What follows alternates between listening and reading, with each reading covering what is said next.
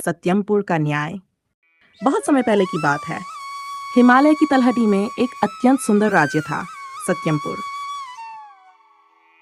वहां की हरियाली, नदियां और पर्वत जैसे स्वर्ग से उतरे हों। लेकिन उस राज्य की सबसे बड़ी सुंदरता थी वहां का राजा, राजा धर्मवीर।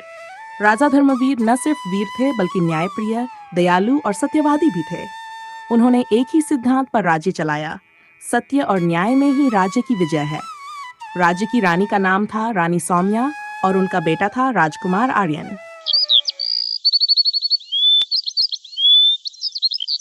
एक सुबह दरबार लगा था। राजा धर्मवीर अपने सिंहासन पर बैठे थे।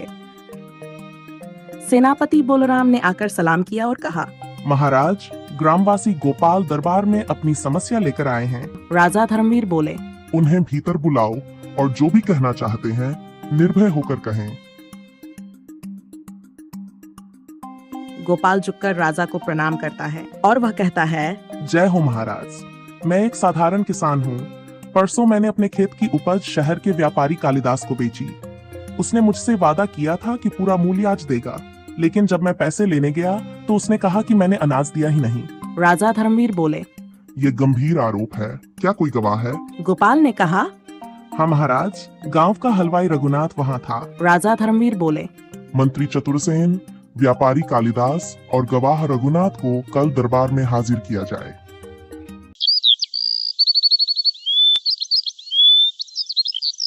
अगले दिन दरबार में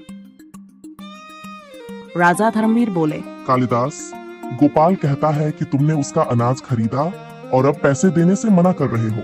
कालिदास थोड़ा डरते हुए बोला, महाराज, ये झूठ बोल रहा है, मैंने तो इससे कुछ लिया ही नहीं। राजा धर्मवीर बोले, रघुनाथ, तुम सच्चाई बताओ। रघुनाथ बोला, महाराज, मैं वहाँ था। गोपाल ने अनाज दिया था और कालिदास ने वजन करवा कर रखवा भी लिया। राजा धर्मवीर बोले, कालिदास, अब तुम क्या कहोगे?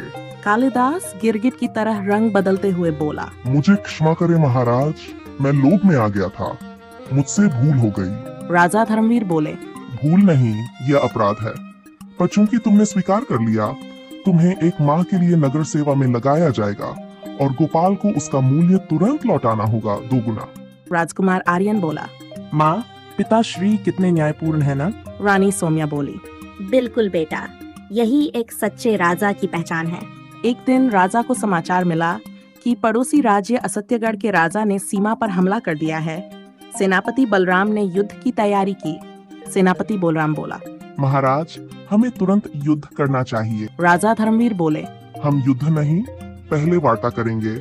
अगर शांति संभव हो तो वह मार्ग श्रेष्ठ होगा। राजा धर्मवीर स्वयं सीमा पर गए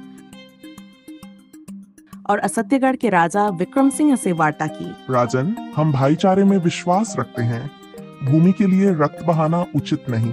राजा विक्रम सिंह थोड़ा हंसते हुए बोला, सच और शांति की बातें युद्ध भूमि में नहीं चलती, धर्मवीर। राजा धर्मवीर बोले, तो फिर हमें अपने राज्य की रक्षा करनी होगी। युद्ध हुआ, लेकिन सत्यमपुर की सेना ने वीरता से लड़ाई जीती। पर राजा विक्रम सिंह को बंदी नहीं बनाया गया, बल्कि उसे क्षमा कर दिया गया। राजा धर्मवीर बोले, विजय वही है जो शत्रु के हृदय को बदल दे। राजा धर्मवीर ने जीवन भर सत्य और न्याय से राज्य चलाया। राजकुमार आर्यन ने अपने पिता से ये मूल्य सीखे और आगे चलकर सत्यमपुर को और भी ऊंचाइयों तक पहुंचाया। राजा धर्मवीर बोले, बेटा, तलवार से राज्य जीता जा सकता है, लेकिन न्याय से उसे टिकाया जाता है। हमेशा सत्य के मार्ग पर चलना। कहानी की शिक्षा, सच्चाई और न्याय की शक्ति सबसे बड़ी होती है।